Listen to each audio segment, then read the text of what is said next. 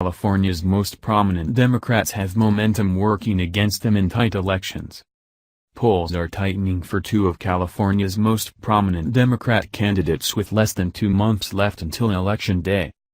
According to Fox News, gubernatorial hopeful Gavin Newsom and incumbent U.S. Senator Dianne Feinstein are seeing a lead reduction in their respective races. But their challengers are applying pressure from opposite sides of the political spectrum.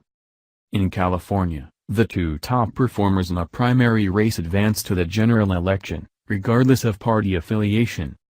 That means Feinstein faces Kevin DeLeon, a leftist candidate challenging her for the Senate seat she has held since 1993.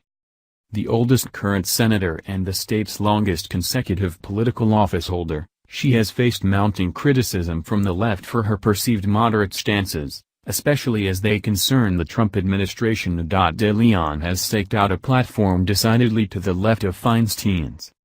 He has articulated a plan to turn California into a sanctuary state, which would protect undocumented immigrants in the state from certain federal law enforcement processes. His campaign has also been firm in its denunciation of President Donald Trump and his policies. In a tweet this week, he took on Feinstein for apologizing on behalf of the protesters present at the congressional hearing for U.S. Supreme Court nominee Brett Kavanaugh.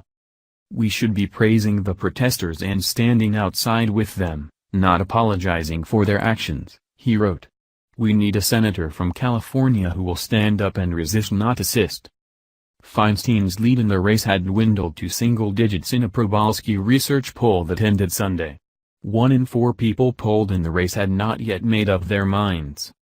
In a crowded primary field, she saw a commanding lead, earning 44% of the vote to DeLeon's 12%. For Lieutenant Governor Gavin Newsom, an intensifying race takes a more traditional form as he battles against the conservative positions of his Republican rival, John Cox.